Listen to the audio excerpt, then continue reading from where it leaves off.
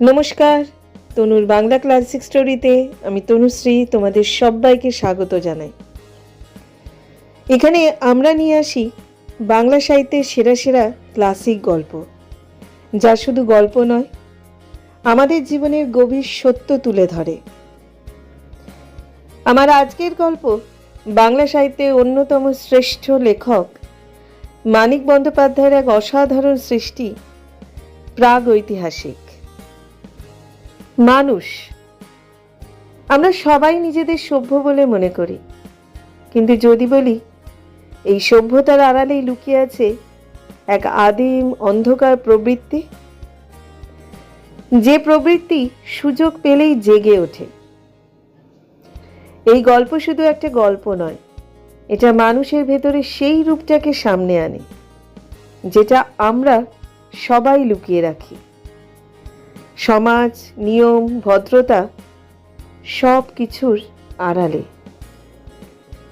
চলো শুরু করা যাক আজকের গল্প।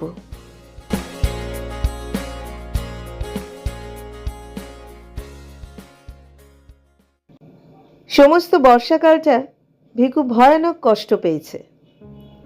আষাঢ় মাসের প্রথমে বসন্তপুরে বৈকুণ্ঠ সাহার গদিতে ডাকাতি করতে গিয়ে তাদের দলকে দল ধরা পড়ে যায়।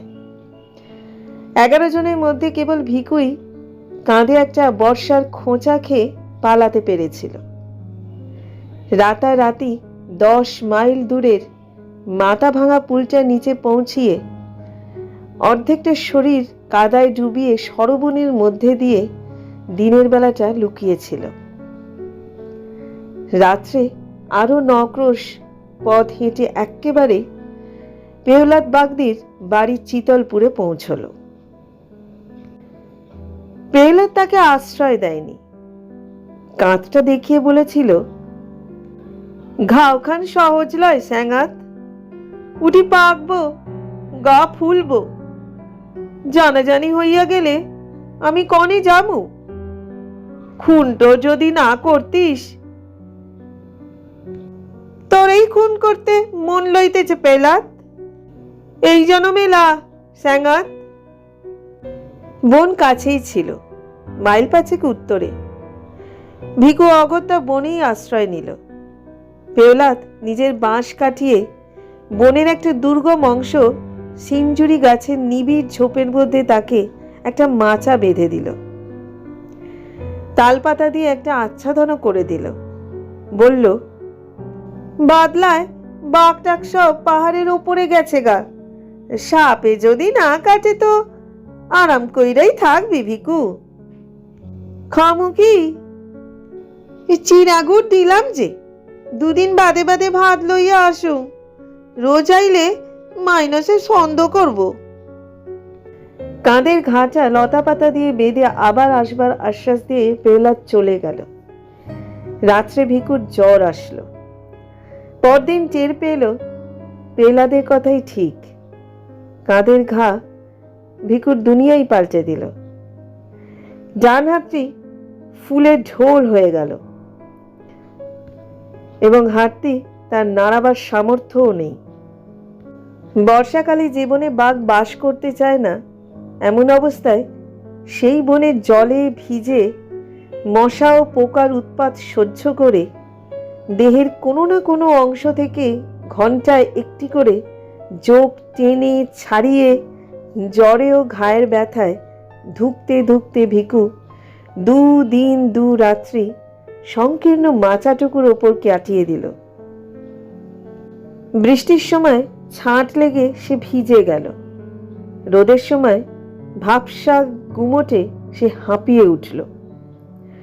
পোকার অত্যাচারে দিন রাত্রি তার এক মুহূর্তের স্বস্তি ছিল না। পেহলাদ কয়েকটা বিড়ি দিয়ে গিয়েছিল, সেগুলো ফুরিয়ে গিয়েছে। 3-4 দিনের মতো চিড়ে আছে বটে, কিন্তু গুড় একটুও নেই। গুড় ফুরিয়েছে, কিন্তু গুড়ের লোভে যে লাল পিঁপড়েগুলো ঝাঁক বেঁধে এসেছিল তারা এখনো মাচার উপর ভিড় করে আছে। ওদের হতাশার জ্বালা ভিকুই অবিরত ভোগ করছে সর্বাঙ্গে। মনে মনে পেহলাদের মৃত্যু কামনা করতে করতে ভিখু তবু বাঁচবার জন্যে প্রাণপণে জুটছিল।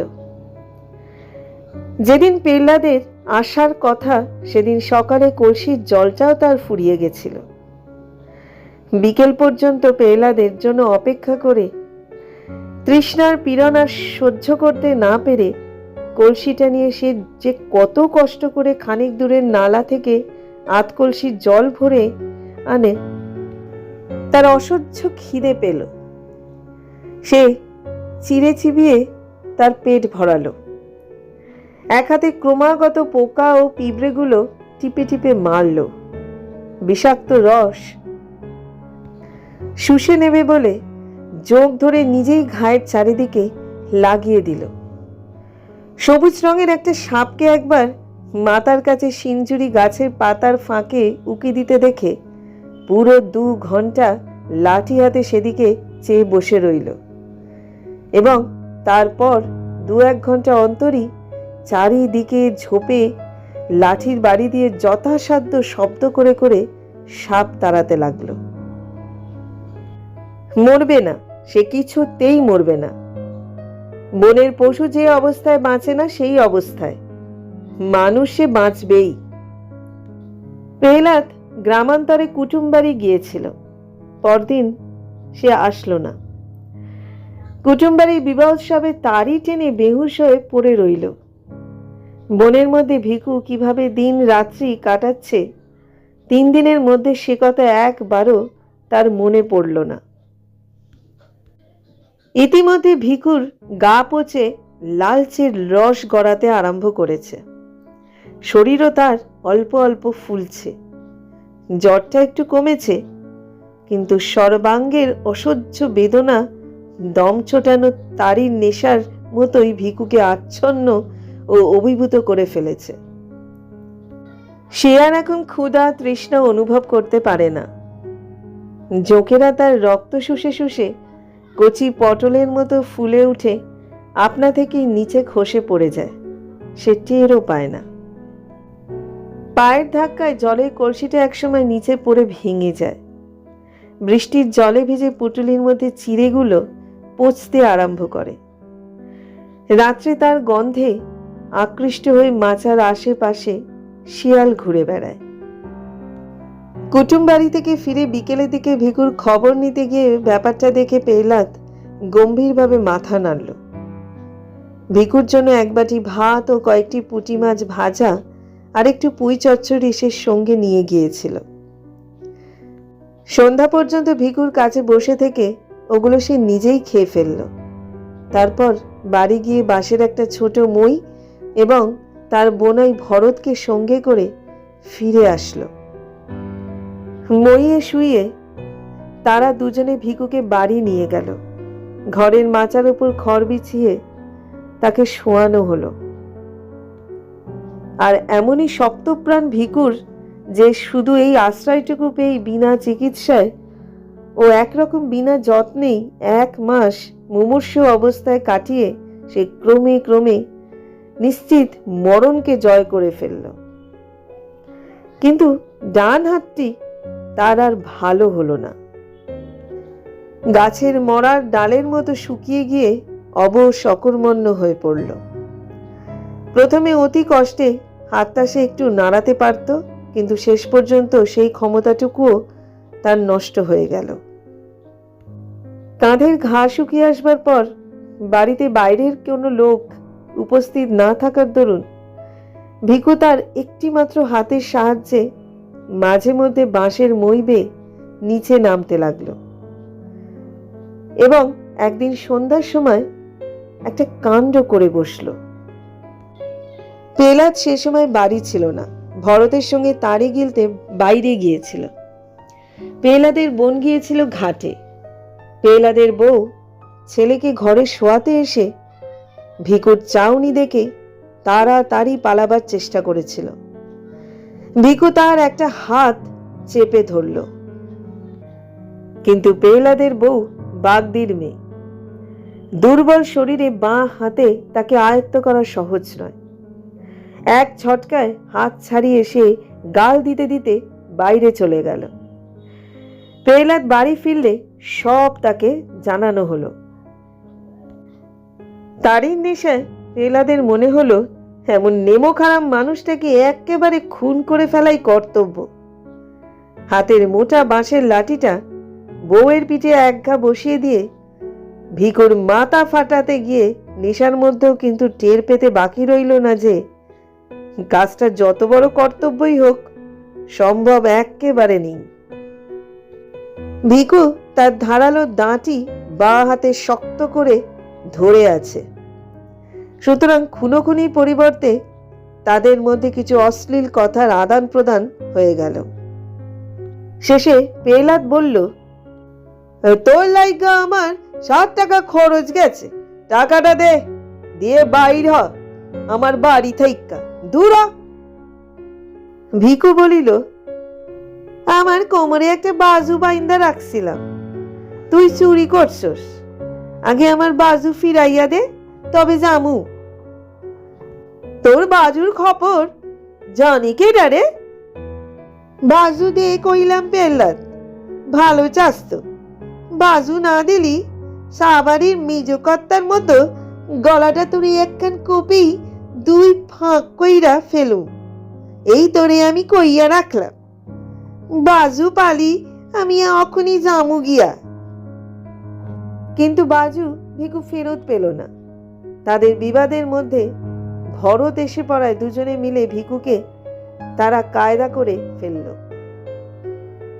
পেহলাদের বাহুমূলে একটা কামড় বসিয়ে দেওয়া ছাড়া দুর্বল ও পঙ্গু ভিখু আর বিশেষ কিছু করে উঠতে পারল না। পেহলাদ ও তার বোনাই তাকে মারতে মারতে আত্মরা করে ফেলে বাড়ির বাইরে করে দিল। ভিকুর শুকিয়ে আসে ঘা ফেটে রক্ত পড়ছিল। হাত দিয়ে রক্ত মুছতে মুছতে ধুকতে ধুকতে সে চলে গেল। রাত্রি অন্ধকারে সে কোথায় গেল কেউই তা জানতে পারল না বটে, কিন্তু দুপুর রাতে পেহলাদের ঘর জ্বলে উঠে বাগদিপাড়ায় বিষম হইচই বেঁধে গেল। পেহলাদ কপাল চাপড়িয়ে বলতে লাগলো, হায় সর্বনাশ, হায় সর্বনাশ, ঘরকে আমার শনি আইছিল, হায় সর্বনাশ। কিন্তু পুলিশের টানাটানির ভয় মুখ ফেটে বেচারা ভিকুর নামটা পর্যন্ত করতে পারল না। সেই রাত্রে ভিকুর আদিম অসভ্য জীবনের দ্বিতীয় পর্যায় শুরু হলো। চিতলপুরের পাশে একটা নদী আছে। পেহলাদের ঘরে আগুন দিয়ে এসে একটা জেলে ডিঙি চুরি করে ভিকু নদীর স্রোতে ভেসে গিয়েছিল। লগি ঠেলবার সামর্থ্য তার ছিল না।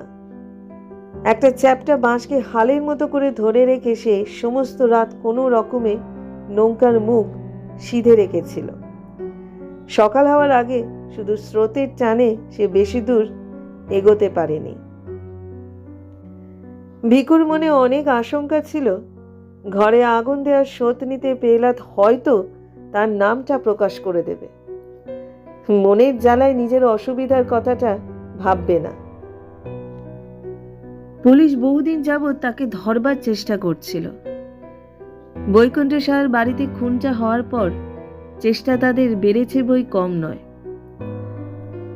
পেহলাদের কাছে খবর পেলে পুলিশ আশেপাশে চারিদিকেই তার খোঁজ করবে। 20-30 মাইলের মধ্যে লোকালয়ে মুখ দেখানো তার পক্ষে বিপদ। কিন্তু ভিকু তখন মরিয়া হয়ে উঠেছে। কাল বিকেল থেকে সে কিছু খায়নি। দুজন জোয়ান মানুষের হাতে বেদম মার খেয়ে এখনো দুর্বল শরীরটা তার ব্যথায় আড়ষ্ট হয়ে রয়েছে। ভোর ভোর মহকুমা শহরে ঘাটের সামনে পৌঁছে সে ঘাটে নৌকো লাগালো। নদীর জলে ডুবে ডুবে স্নান করে গায়ের রক্তের চিহ্ন ধুয়ে ফেলে শহরের ভেতর প্রবেশ করল। খিদেতে সে চোখে অন্ধকার দেখছিল। একটি পয়সাও তার সঙ্গে নেই যে মুড়ি কিনে খাবে। বাজারের রাস্তায় প্রথমে যে ভদ্রলোকটির সঙ্গে দেখা হলো তার সামনেই হাত পেতে সে বলল, 2 পয়সা দিবান কর্তা। তার মাথার জট বাঁধা চাপচাপ রুক্ষ ধূসর চুল, কোমরে জড়ানো মাটির মতো ময়লা ছেঁড়া ন্যাকড়া আর দড়ির মতো শীর্ণ দোদুল্যমান হাতটি দেখে ভদ্রলোকটির বুঝি দয়াই হলো। তিনি তাকে একটা পয়সা দান করলেন। ভিখু বলল, একটা দিলেন বাবু, আর একটা দেন। ভদ্রলোকটি রেগে গিয়ে বললেন, একটা দিলাম তাতে হলো না, ভাগ। এক মুহূর্তের জন্য মনে হলো ভিখু বুঝি তাকে একটা বিশ্রী গালই দিয়ে ফেলেছে, কিন্তু সে আত্মসংবরণ করল। গাল দেওয়ার বদলে আরক্ত চোখে তার দিকে একবার কটমট করে তাকিয়ে সামনের মুড়ি মুরগির দোকানে গিয়ে পয়সাটা দিয়ে মুড়ি কিনে গোপ গ্রাসে গিলতে আরম্ভ করল। সেই হলো তার ভিক্ষে করবার হাতে খড়ি। কয়েকদিনের ভিতরে সে পৃথিবীর বহু পুরাতন ব্যবসাটির এই প্রকাশ্যতম আয় বিভাগের আইন কানুন সব শিখে ফেলল। আবেদনের ভঙ্গি ও ভাষা তার জন্মভিকারীর মতো আয়ত্ত করে ফেলল। শরীর এখন আর সে একেবারেই পরিষ্কার করে না। মাথার চুল তার ক্রমেই জট বেঁধে দলা দলা হয়ে যায় এবং তাতে অনেকগুলি উকুন পরিবার দিনের পর দিন বংশবৃদ্ধি করে চলে। ভিখু মাঝে মাঝে খ্যাপার মতো দু হাতে মাথা চুলকোয়, কিন্তু বাড়তি চুল কেটে ফেলতে ভরসা পায় না। ভিক্ষা করে সে একটা ছেঁড়া কোট পেয়েছিল। কাঁধের ক্ষতচিহ্নটা ঢেকে রাখবার জন্য দারুণ ঘুমোটের সময়ও কোটটা সে গায়ে চাপিয়ে রাখে। শুকনো হাতখানা তার ব্যবসার সবচেয়ে জোরালো বিজ্ঞাপন। এই অঙ্গটি ঢেকে রাখলে তার চলে না। কোটের ডান দিকের হাতাটি সে তাই বগলের কাছ থেকে ছিঁড়ে বাদ দিয়ে দিয়েছে। একটা টিনের মগ ও একটা লাঠিও সে সংগ্রহ করে ফেলেছিল। সকাল থেকে সন্ধে পর্যন্ত বাজারের কাছে রাস্তার ধারে একটা তেঁতুল গাছের নিচে বসে সে ভিক্ষা করে। সকালে 1 পয়সার মুড়ি খেয়ে নেয়। দুপুরে বাজারের খানিক তফাতে একটা মোড়ে পোড়া বাগানের মধ্যে ঢুকে বটগাছের নিচে ইটের উনুনে মেয়েটি হাঁড়িতে ভাত রান্না করে। মাটির মালসায় কোনোদিন রাঁধে ছোট মাছ, কোনোদিন তরকারি। পেট ভরে খেয়ে বটগাছটাতেই হেলান দিয়ে বসে আরামে বিড়ি টানে। তারপর আবার সেই তেঁতুল গাছটার নিচে গিয়ে বসে। সারাটা দিন শ্বাস টানা কাতরানির সঙ্গে সে বলে যায়, হেই বাবা, একটা পয়সা আমায় দিলে ভগবান দিবে। হেই বাবা, একটা পয়সা। অনেক প্রাচীন বুলির মতো ভিক্ষায়াং নৈব নৈব চ শ্লোকটা আসলে অসত্য। সারা দিন ভিখুর সামনে দিয়ে 1000-1500 লোক যাতায়াত করে এবং গড়ে প্রতি 50 জনের মধ্যে একজন তাকে পয়সা অথবা আদলা দেয়। আদলার সংখ্যা বেশি হলেও সারাদিনে ভিখুর 5-6 আনা রোজগার হয়, কিন্তু সাধারণত তার উপার্জন 8 আনার কাছাকাছি থাকে। সপ্তাহে এখানে 2 দিন হাট বসে। হাটবারের উপার্জন তার একটি পুরো টাকার নিচে নামে না। এখন বর্ষাকাল অতিক্রান্ত হয়ে গেছে। নদীর 2 তীরে কাশে সাদা হয়ে উঠেছে। নদীর কাছে বিন্নু মাঝির বাড়ির পাশে ভাঙা চালাটা ভিখু মাসিক 8 আনায় ভাড়া নিয়েছে। রাত্রে সে ওইখানেই শুয়ে থাকে। ম্যালেরিয়ায় মৃত এক ব্যক্তির জীর্ণ কিন্তু পুরো একটা কাঁথা সংগ্রহ করেছে। লোকের বাড়ির খড়ের গাদা থেকে চুরি করে আনা খড় বিছিয়ে তার উপর কাঁথাটি পেতে সে আরাম করে ঘুমায়। মাঝে মাঝে শহরের ভিতরে গৃহস্থ বাড়িতে ভিক্ষা করতে গেলে সে কয়েকখানা ছেঁড়া কাপড় পেয়েছে, তাই পুটলি করিয়ে বালিশের মতো ব্যবহার করে। রাত্রে নদীর জলো বাতাসে শীত করতে থাকলে পুটলি খুলে একটা কাপড় গায়ে জড়িয়ে নেয়। সুখে থেকে এবং পেট ভরে খাওয়া পেয়ে কিছুদিনের মধ্যে ভিখুর দেহ পূর্বের স্বাস্থ্য ফিরে আসলো। তার ছাতি ফুলে উঠল। প্রত্যেকটি অঙ্গ সঞ্চালনে হাতের ও পিঠের মাংসপেশি নেচে উঠতে লাগলো। অবরুদ্ধ শক্তির উত্তেজনায় ক্রমে ক্রমে তার মেজাজ উদ্ধত ও অসহিষ্ণু হয়ে পড়ল। অভ্যস্ত বুলি আওড়াতে আওড়াতে কাতরভাবে সে এখনো ভিক্ষা চায়। কিন্তু ভিক্ষা না পেলে তার ক্রোধের সীমা থাকে না। পথে লোকজন না থাকলে তার প্রতি উদাসীন পথিককে সে অশ্লীল গালিগালাজ দেয়।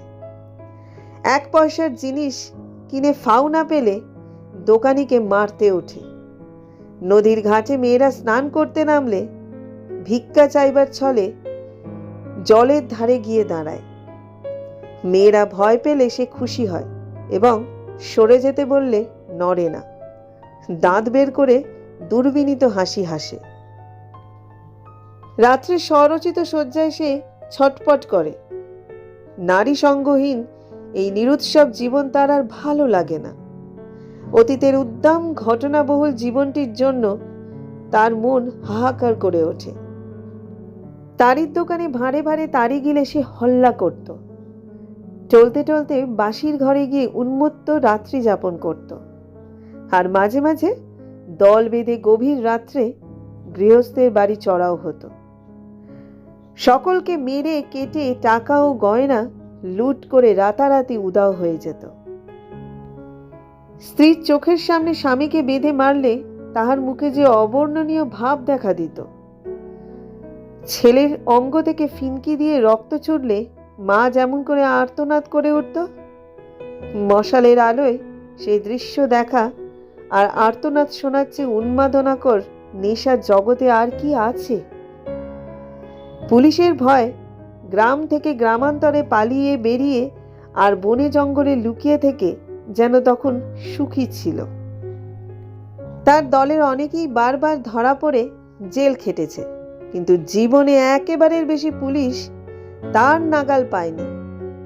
রাখু বাগদির সঙ্গে পানাহার শ্রীপতি বিশ্বাসের বোনটাকে যেবার সে চুরি করেছিল, সেইবার 7 বছরের জন্য তার কয়েদ হয়েছিল, কিন্তু 2 বছরের বেশি কেউ তাকে জেলে আটকিয়ে রাখতে পারেনি। এক বর্ষার সন্ধ্যায় জেলের প্রাচীর ডিঙে সে পালিয়েছিল। তারপর একা সে গৃহস্থ বাড়িতে ঘরের বেড়া কাটিয়ে চুরি করেছে। দিন দুপুরে পুকুর ঘাটে একাকিনী গৃহস্থ বধূর মুখ চেপে গলার হার হাতের বালা খুলে নিয়ে চলে গেছে। রাখুর বউকে সঙ্গে নিয়ে নোয়াখালী হয়ে সমুদ্র ডিঙিয়ে পাড়ি দিয়েছে এক্কেবারে হাতিয়ায়। 6 মাস পরে রাখুর বউকে হাতিয়ায় ফেলে এসে পরপর 3 বার 3টি দল করে দূরে দূরে কত গ্রামে যে ডাকাতি করে বেরিয়েছে তার সবগুলোর নাম এখন আর স্মরণ নেই। তারপর এই সেদিন বৈকুণ্ঠ সাহার মেজ ভাইটার গলাটা সে দায়ের 1 কোপে 2 ফাঁক করে দিয়ে এসেছে। কি জীবন তার ছিল আর এখন কি হয়েছে! মানুষ খুন করতে যার ভালো লাগতো সে আজ ভিক্ষা না দিয়ে চলে গেলে পথচারীকে একটা টিটকিরি দেওয়ার মধ্যে মনের জ্বালা নিঃশেষ করে।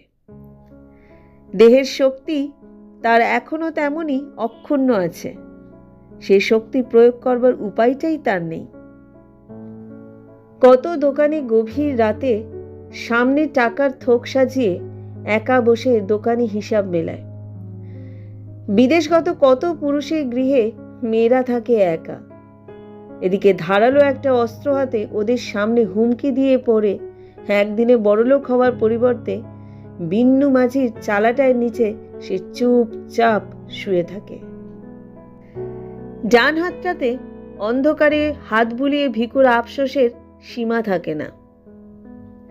সংসারে অসংখ্য ভীরু ও দুর্বল নরনারীর মধ্যে এত বড় বুকের পাঁটা আর এমন একটা জোরালো শরীর নিয়ে শুধু একটা হাতের অভাবে সে মরে, এমন কপালও মানুষের হয়? তবুও এ দুর্ভাগ্য সে সহ্য করতে পারে। আফসোসেই নিবৃত্তি। একা ভিখু আর থাকতে পারে না। বাজারে ঢোকবার মুখেই একটা ভিখারিনী ভিক্ষা করতে বসে। বয়স তার বেশি নয়, দেহের বাঁধনীও বেশ আছে, কিন্তু একটা পায়ের হাঁটুর নিচ থেকে পাতা পর্যন্ত তার থকথকে তৈলাক্ত ঘা। এই ঘায়ের জোরে সে ভিখুর চেয়ে বেশি টাকা রোজগার করে।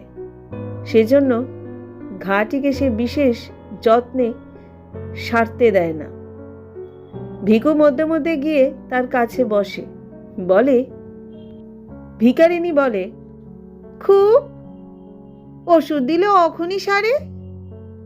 ভিখু সাগ্রহে বলে, সারা তবে, ওষুধ দিয়ে চটপট সারাইয়া ল। ঘা সারলে তোর আর ভিক মাগ দিয়ে আইব না, জানস? আমি তোরে রাখু? আমি থাকলি তো? কেন থাকবি না কেন? খামু পড়ামু, আরামে রাখুম, পায়ের পরনি পা দিয়া গাঁট হইয়া বইয়া থাকবি, না করস তুই কি এর লেগে? অত সহজে ভোলবার মেয়ে ভিখিরিনী নয়। খানিকটা তামাক পাতা মুখে গুজে সে বলে, দুদিন বাদে মরে যখন তুই খেদাইয়া দিবি, ঘামুই তখন পামু কোয়ানে। ভিখু আজীবন একনিষ্ঠতার প্রতিজ্ঞা করে, সুখে রাখবার লোভ দেখায়, কিন্তু ভিখারিনী কোনো মতেই রাজি হয় না। ভিখু ক্ষুণ্ণ মনে ফিরে আসে। এদিকে আকাশে চাঁদ ওঠে, নদীতে জোয়ার ভাটা বয়, শীতের আমেজে বায়ুস্তরে মাদকতা দেখা দেয়। ভিকুর চালার পাশে কলা বাগানের চাঁপা কলার কাঁদি শেষ হয়ে আসে। বিন্নু মাঝি কলা বিক্রির পয়সায় বউকে রূপোর গোট কিনিয়ে দেয়। তালের রসের মধ্যে নেশা ক্রমেই ঘোরালো ও জমাট হয়ে ওঠে। ভিকুর প্রেমের উত্তাপে ঘৃণা উবে যায়। নিজেকে সে আর সামলিয়ে রাখতে পারে না। একদিন সকালে উঠি সে ভিখারিনীর কাছে যায়, বলে, আইচ্ছা ল, ঘা লইয়াই চল। ভিখারিনী বলে, আগে আইবার পার নাই, যা এখন মর গিয়া আখার তলে ছালি খা গিয়া। কেন, ছালি খাওয়ানোর কথাটা কি? তোর লাইকা হাঁ কইরে বইসা আছি ভাবছস তুই? বটে, আমি ওই উয়ার সাথে রইছি। ওদিকে তাকিয়ে ভিখু দেখতে পায় তারই মতো জোয়ান দাড়িওয়ালা এক খঞ্জ ভিখারি খানিক তফাতে বসে আছে। তার ডান হাতের মতো একটি পা হাঁটুর নিচে শুকিয়ে গিয়েছে। বিশেষ যত্ন সহকারে ওই অংশটুকু সামনে মেলে সে আল্লাহর নামে দয়া প্রার্থনা করছে। পাশে পড়ে আছে কাঠের একটা কৃত্রিম রস্য পা। ভিখারিনী আবার বলল, বসস যে, যা পালাইয়া যা, দেখলি খুন কইরা ফেলাইব কইয়া দিলাম। ভিখু বলে, আরে থ, খুন অমন সব হালাই করতিছে, উহার মতো 10টা মাইনসের একা ঘায়েল কইরা দিবার পারতাম, তা জানোস? পারস তো জানা, উহার সাথে লাগ না গিয়া, আমার কাছে কি? উহাকে তুই ছাড়ান দে, আমার কাছে চ। ইরে সোনা, তামুক খাবা?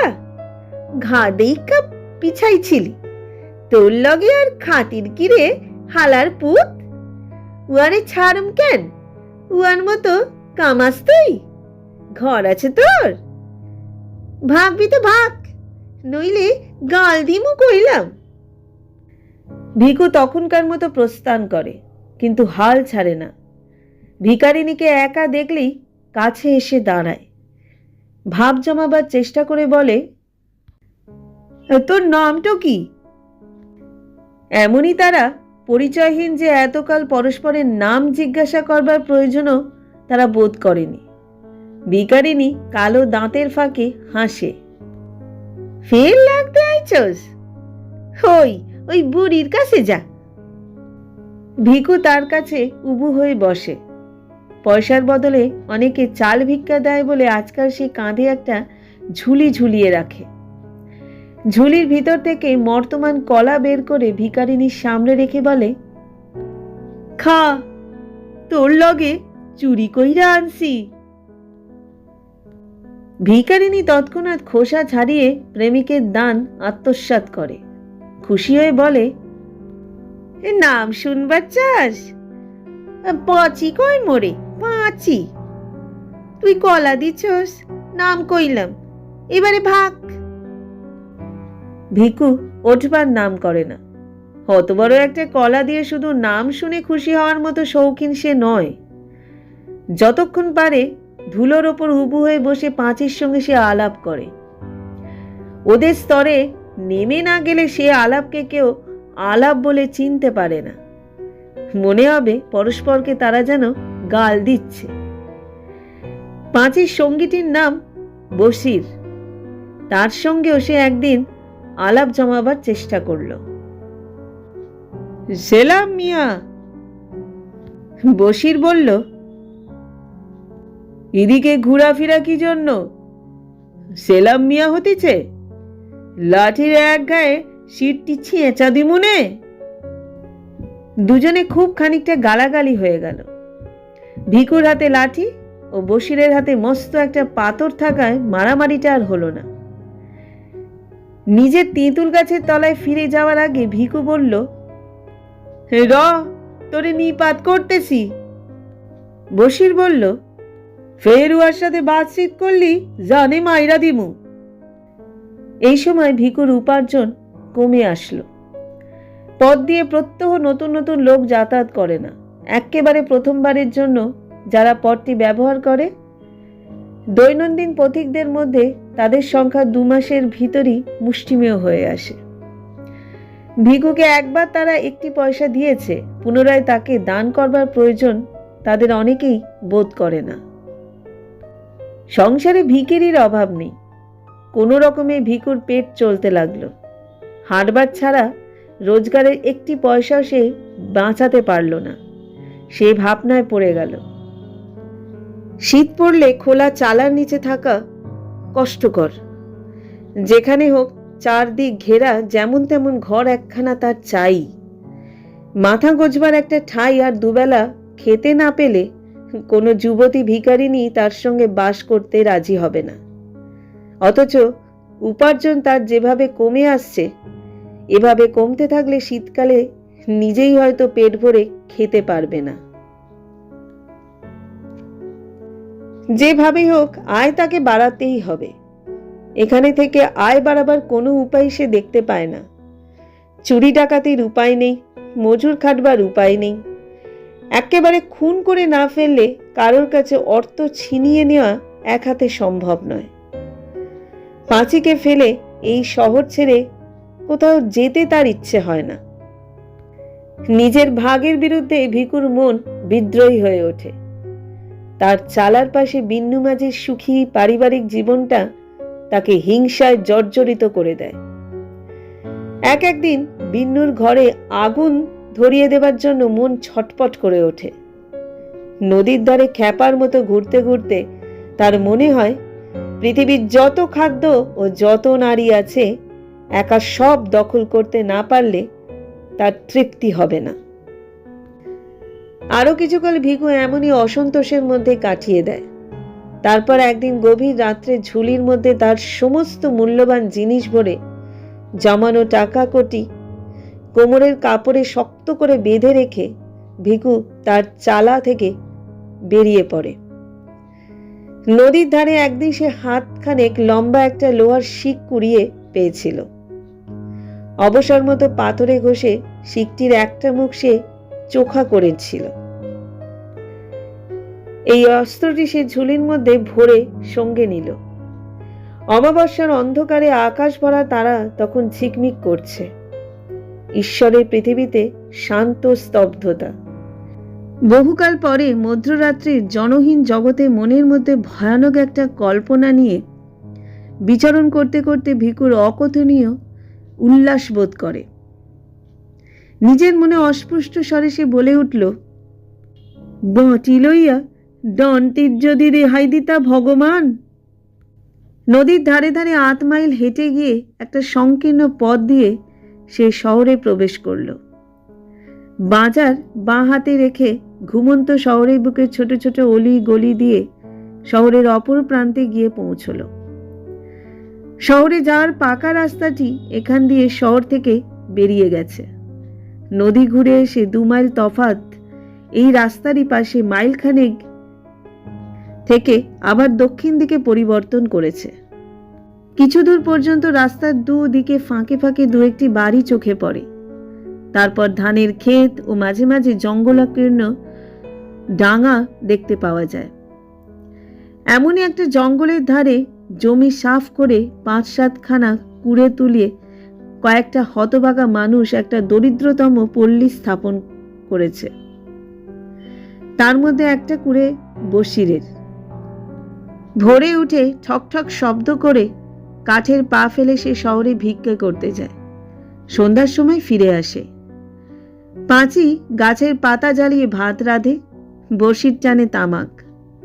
রাত্রে পাঁচি পায়ের ঘায়ে ন্যাকড়ার পটি জড়ায়।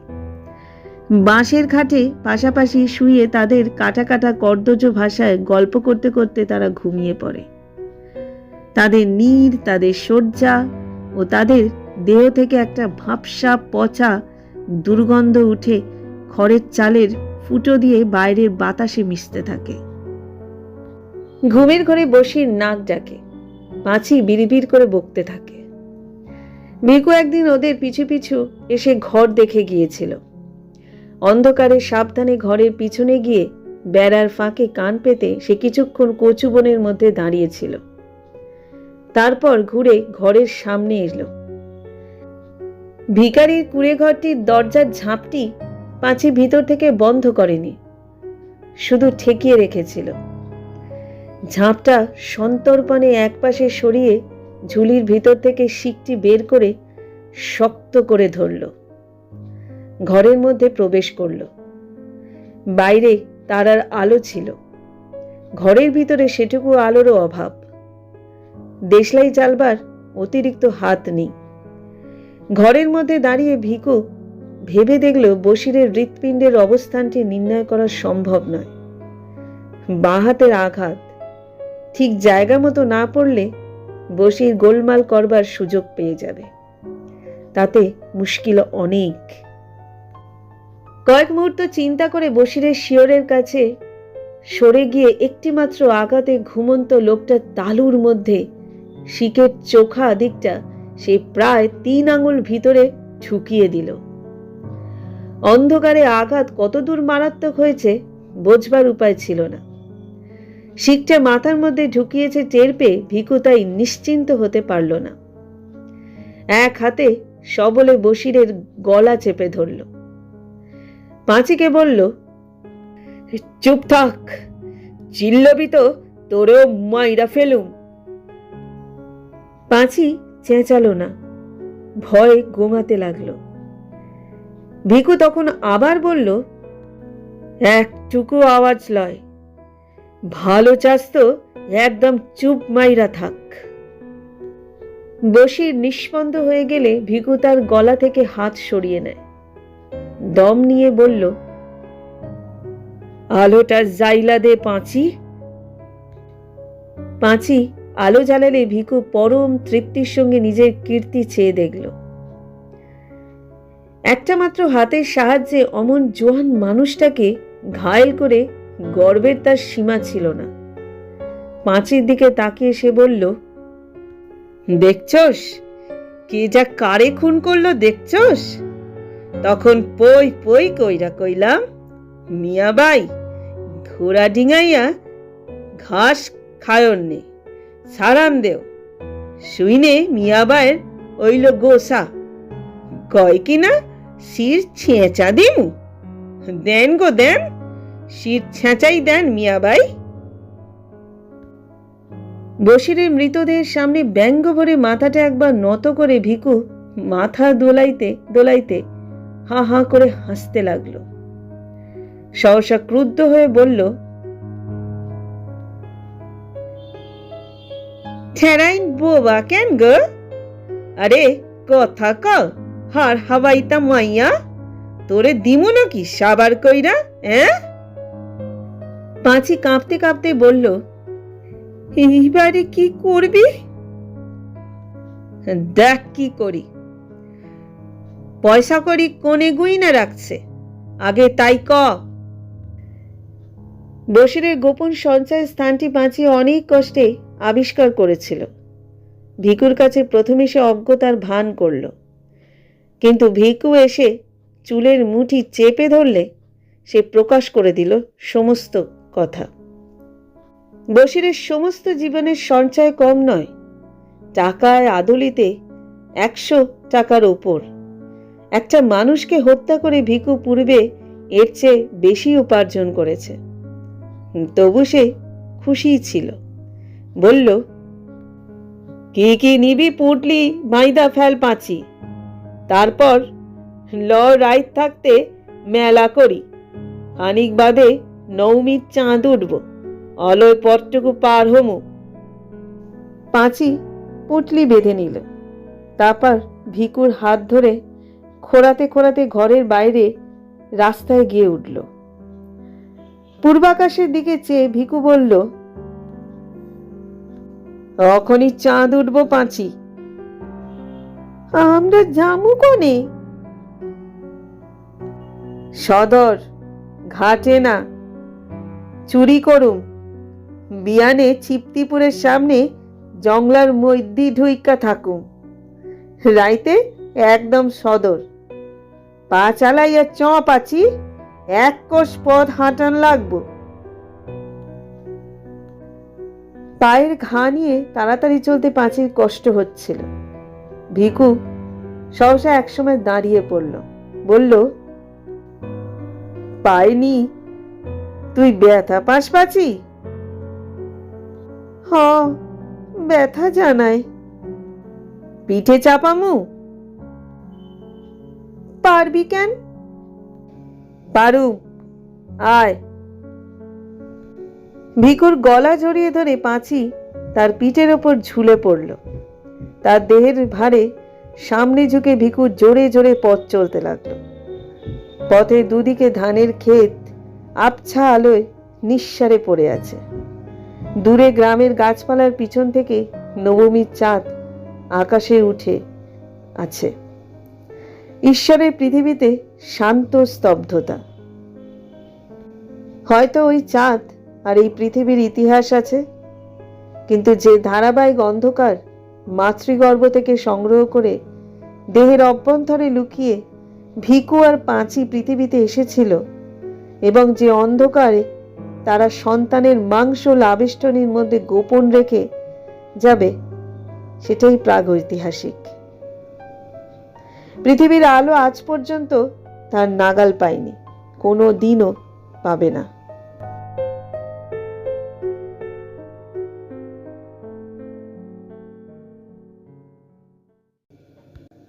তাহলে বলো, আমরা কি সত্যিই সভ্য, নাকি আমাদের ভেতরে এখনো লুকিয়ে আছে সেই প্রাগৈতিহাসিক মানুষটা? ভিডিওটা ভালো লাগলে অবশ্যই লাইক শেয়ার করো, আর এমনই বাংলা ক্লাসিক গল্প শোনার জন্য সাবস্ক্রাইব করো তনুর বাংলা ক্লাসিক স্টোরিকে। আবার দেখা হবে পরের গল্প নিয়ে। সবাই ভালো থেকো, সুস্থ থেকো, অবশ্যই সাবধানে থেকো।